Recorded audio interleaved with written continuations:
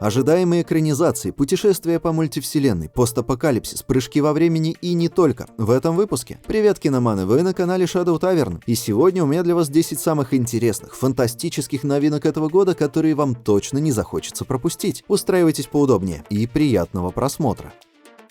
Дюна. Пророчество. Новый сериал переносит нас в еще неизведанную главу вселенной Дюны, сосредоточенную на ордене Бена Гессерит. Эти загадочные женщины, благодаря суровой дисциплине и особым навыкам, манипулируют судьбами человечества, плетя сложную генетическую программу для создания Квисац-Хадераха, живого компьютера с пророческими способностями. История уходит на 10 тысяч лет назад к истокам интриг и власти, еще до событий фильма. Визуальная составляющая сериала – настоящий триумф. Художники и декораторы создали великолепные локации, которые дополняют вселенную Дюны Дэни Вильнёва. Даже при ограниченном бюджете сериала он старается держать планку и выглядит более чем достойно. Однако актерская игра вызывает вопросы. В то время как ветераны, такие как Марк Стронг, Эмили Уотсон и Трэвис Фиммел, вытягивают свои роли, менее опытные исполнители иногда на их фоне смотрятся слабо, не придавая нужной глубины происходящему. Диалоги порой тоже кажутся поверхностными, а сюжет слегка размытым. Это может отпугнуть тех, кто привык к насыщенности фильмов. Главный вопрос: нужен ли был этот сериал? Дюна — это масштабный эпос, требующий деликатного подхода. Дюна. Пророчество уже дает интересный взгляд на Бена Гессерит, но потенциал франшизы пока еще не раскрыт. Впереди очень много событий, нюансов и деталей. Сериал однозначно подойдет фанатам вселенной. Для тех, кто уже знаком с миром Герберта, он станет ценным дополнением к сюжетной линии, а для новичков это может стать отличной точкой входа, хотя для полного погружения лучше иметь базовые знания, хотя бы по фильмам. Fallout. Добро пожаловать в 2296 год, где мир после ядерной катастрофы превратился в жестокое, беспощадное пространство. Элита общества укрывается в оборудованных бункерах, а выжившие на поверхности борются с радиацией, мутантами и анархией. Сюжет сосредотачивается на Люси Маклин, жительнице убежища 33, которая впервые покидает комфортное подземное укрытие, чтобы спасти отца, похищенного рейдерами. Ее путь пересекается со Сквайром Братства Стали Максимусом и бывшей звездой вестернов Гулем, охотником за головами Купером Говардом. Сериал — настоящий подарок для поклонников игр и, пожалуй, один из лучших примеров того, как правильно адаптировать видеоигру к малому экрану. Fallout сохраняет дух оригинала, балансируя мрачные постапокалиптические мотивы с черным юмором. При этом мир сериала выстроен с удивительной детализацией. Постапокалиптические руины, таинственные убежища, мутировавшая фауна и вездесущие отсылки к оригинальной игре. Костюмы, декорации, спецэффекты тоже на высоте, что атмосферу дополняет. В общем, сериал не оставляет времени для скуки, даже вызывает желание пересмотреть пару раз некоторые эпизоды, чтобы заметить новые детали. Если любите качественные постап-драмы с сильной историей, Fallout не разочарует. И да, уже подтвержден второй сезон, и если он будет хотя бы наполовину так же хорош, это снова будет большой победой для поклонников игры и любителей хороших сериалов. Чайная чашка. Новый сериал Peacock совмещает элементы фантастики и хоррора. История начинается на ферме в сельской Джорджии, где семья Чиновет и их соседи сталкиваются со странным событием. Загадочный человек в противогазе огораживает их землю и запрещает покидать территорию под страхом ужасных последствий. Это становится началом борьбы с неизвестной угрозой, в которой герои вынуждены разбираться не только с внешней опасностью, но и с внутренними конфликтами. Жутковатая обстановка усиливается странностями. Животные ведут себя неадекватно, а электричество постоянно сбоит. Медленный темп первых эпизодов дает возможность лучше узнать персонажей и их истории, прежде чем сериал окунется в сверхъестественное. К слову, тот же медленный темп — главный минус шоу, но подробнее об этом чуть позже. «Чайная чашка» привлекает хорошей операторской работой, тягучими, но напряженными сценами и качественным монтажом. Атмосфера напоминает «Свет из иных миров» или нечто, что создает баланс между жуткими моментами и личными драмами. Если, узнав описание, вы, как и я, решили, что сериал один в один остаться в живых или извне, то, увы. Сверхъестественные элементы часто кажутся фоновыми, а часть сценарных решений вызывает недоумение. Логика действий героев тоже часто оставляет желать лучшего, что заметно снижает общее впечатление. И это тот самый главный минус, о котором я упомянул выше, потому что чрезмерно медленное раскрытие загадок вместо нагнетания интриги несколько лишает сериал той магии, которую он создает в начале. Если вы любите неспешные хорроры, ориентированные на развитие именно персонажей, «Чайная чашка» может вас заинтересовать. Несмотря на недостатки, проект действительно имеет свои сильные стороны, включая качественную игру актеров и напряженную атмосферу. Это очень даже неплохая история об изоляции с акцентом на человеческие драмы.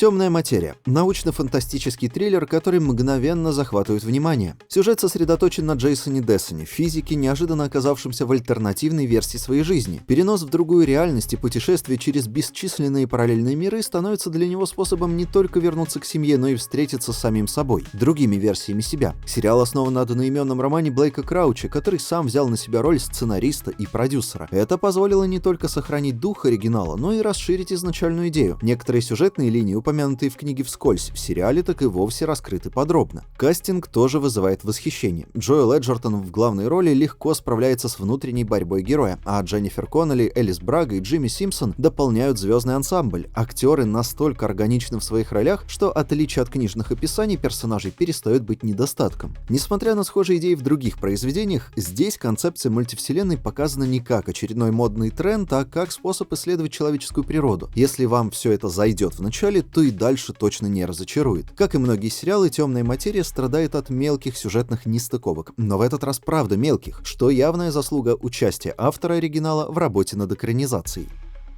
Задача трех тел. Амбициозная западная экранизация одноименного романа китайского писателя Лю Цисиня, технически выполненная на очень высоком уровне, который поднимает планку современной фантастики. Сериал представляет собой масштабное произведение, в котором научные гипотезы переплетаются с необъяснимой угрозой, а события разворачиваются одновременно в Китае, Великобритании и в пределах далекой галактики. История начинается с загадочной смерти ученого, что быстро превращается в сложное расследование, связанное с секретной организацией и будущим человечества. Научная часть телешоу представлена достаточно реалистично, чтобы заинтриговать, но при этом не перегружает зрителя терминологией. Многие теории, затрагиваемые в сериале, заставляют задуматься, а что если? При этом повествование не уходит в излишнюю абстракцию и в область твердой научной фантастики. Как я уже упоминал, с визуальной точки зрения, технически, сериал впечатляет. От мрачных атмосферных сцен на Земле до захватывающих пейзажей виртуальной реальности, каждый кадр выглядит крайне проработанным, детализированным и очень эффектным. Хотя местами видны ограничения, они не отвлекают от общей эстетики. Актерский состав заслуживает похвалы за свою работу, однако персонажи вызывают споры среди поклонников исходного произведения. Ведь, по сути, все центральные герои — это выделенные в отдельных персонажей части характеров пары героев оригинала. Тем, кто не читал книги, задача трех тел предложит новый взгляд на научную фантастику со сложными загадками, моральными дилеммами и возможностью поразмышлять о судьбе человечества. И уже известно, что сериал продлили еще на 2 сезона сразу. Если они сохранят уровень первого, нас ждет настоящий шедевр жанра. Созвездие. Научно-фантастический триллер с элементами хоррора, который предлагает интригующий, хотя и местами неровный сюжет. История сосредоточена на Джо, женщине-астронавте, которая, пережив катастрофу на МКС, случившуюся во время экспериментов по созданию нового состояния материи, возвращается на Землю и обнаруживает, что многое вокруг изменилось, в том числе ее прошлое и ее дочь. Для поклонников фантастики сериал обещает глубокое исследование загадок, связанных с квантовой физикой, временными парадоксами и мультивселенными. В этот раз начну с минусов и перейду к достоинствам шоу. Несколько неровный темп повествования и поведение персонажей порой мешают воспринимать происходящее всерьез, из-за чего некоторые события кажутся служебными для сюжета, а не органично вписанными в него. Флэшбэки и постоянные скачки между временными линиями не всегда работают на пользу, сбивая с толку и снижая эмоциональную вовлеченность. Там, где сериал мог углубиться в раскрытие персонажей, он предпочитает создавать только новые загадки. И ирония в том, что только к 3-му эпизоду напряжение достигает нужной отметки, а вопросы начинают чередоваться ответами. Но, кажется, большинство зрителей уже не дошло до этого момента, разочаровавшись на старте. И это жаль, потому что к середине сезона сериал действительно начинает раскрывать свой потенциал. Смешение мультивселенных, избивающие с толку воспоминания и вправду захватывают. Очевидно, интрига просто не работала бы без сильной актерской игры, особенно со стороны Нуми Рапаз, которая выложилась на все 200%. Качественная постановка и свежие идеи делают «Созвездие» очень достойным, пусть и не идеальным представителем научной фантастики. Остается лишь надеяться, что продолжение исправит ошибки первого сезона и превратит амбициозный эксперимент в полноценное произведение, достойное своего замысла. Агенты времени. Удивительная дорама, которая сочетает научную фантастику, триллер, драму и комедию. Все, чтобы создать уникальную, запоминающуюся историю. Сюжет сосредоточен вокруг троицы Чен Сяо, Ши Лугуана и Цяо Линь. Они держат фотостудию «Время», которая служит прикрытием для их сверхъестественной деятельности. Они способны путешествовать в фотографии и по заказу клиентов менять события их жизней. Но важно следить за тем, чтобы не были нарушены правила игры со временем и глобальная хронология событий. Несмотря на такую фантастическую завязку, агенты времени исследует сложные человеческие эмоции – сожаление, прощение, страх и надежду. Каждое из расследований, за которые берутся герои, заключает в себе не только интригу, но и глубокую драму, раскрывающую внутренний мир персонажей. Визуально сериал тоже хорош. Детально проработанные фоны, качественная операторская работа и эстетика, четкий баланс между реализмом и сюрреализмом. Агенты времени приятно удивляют. Если вы ищете что-то нестандартное, эмоциональное и глубокое, это оно. Добавьте еще запоминающийся саундтрек и хороших актеров, и получите произведение, которое придется по вкусу даже тем, кто китайские драмы не любит.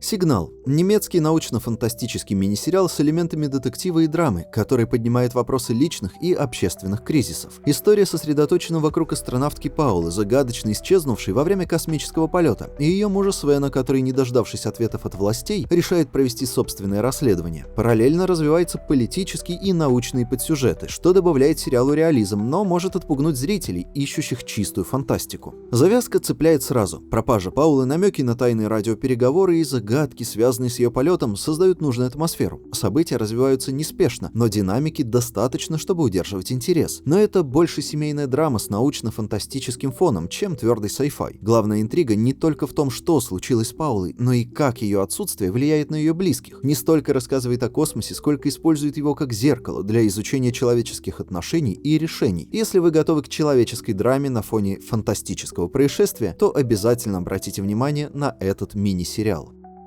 «Паразит. Серый» — смелая адаптация известной манги «Паразит», которая предлагает новый взгляд на историю вторжения пришельцев. Сериал рассказывает о девушке-человеке, вошедшей в симбиоз с инопланетным паразитом, который оказывается втянута в сложный конфликт между человечеством и этими странными существами. В целом, даже если вы не знакомы с оригинальным аниме или мангой, сюжет достаточно доступен, чтобы заинтересовать большинство поклонников фантастики, сохраняя при этом отсылки, которые оценят давние поклонники. Несмотря на небольшой хронометраж, всего в 6 эпизодов, сериал успевает погрузить зрителя в атмосферу постоянной угрозы. Конечно, не обошлось без пары сомнительных решений героев, но это только добавляет реализм. В экстремальных условиях люди не всегда поступают логично. CGI и спецэффекты выполнены вполне прилично, но временами странно. Щупальцы паразитов вблизи даже слишком детализированы, а на общих планах иногда кажутся статичными. А вот к хореографии в целом и трюкам, например, сцене погони, почти не придраться. «Паразит Серый» — это хороший пример того, как адаптации могут расширить оригинальную вселенную, сохраняя ее дух и добавляя собственные элементы. Несмотря на некоторые недочеты, сериал подходит для просмотра практически всем поклонникам научной фантастики и оригинального «Паразита».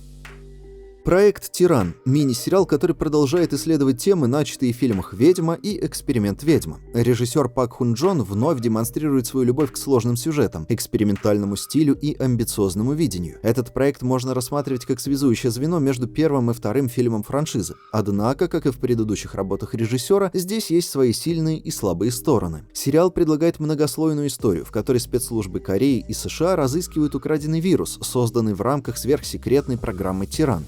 Напряжение усиливается с каждой серией, а темп новых эпизодов заставляет зрителя внимательно следить за множеством сюжетных линий, заодно запоминая всех персонажей. А их много. Обилие героев и сторон действительно может запутать, особенно на фоне слабого освещения в сценах, которое порой мешает пониманию происходящего. Главная героиня отлично справляется с ролью, персонажи от спецназа до правительственных агентов выглядят проработанными, хотя иногда и стереотипными. Диалоги, кстати, заслуживают похвалы. Они звучат естественно и реалистично, что выгодно отличает «Тиран» от многих корейских дорам. Итого это стильный, мрачный, зрелищный, но порой неравномерный сериал, который понравится поклонникам франшизы и любителям фантастических триллеров. И на этом у меня сегодня все. Надеюсь, выпуск вам понравился. Какие сериалов вы уже смотрели, а какие порекомендуете для следующего? Оставляйте свои комментарии. Как обычно, в закрепленном комменте ссылки на мои соцсети. Подписывайтесь и спасибо за просмотр. Увидимся в следующем видео. Пока.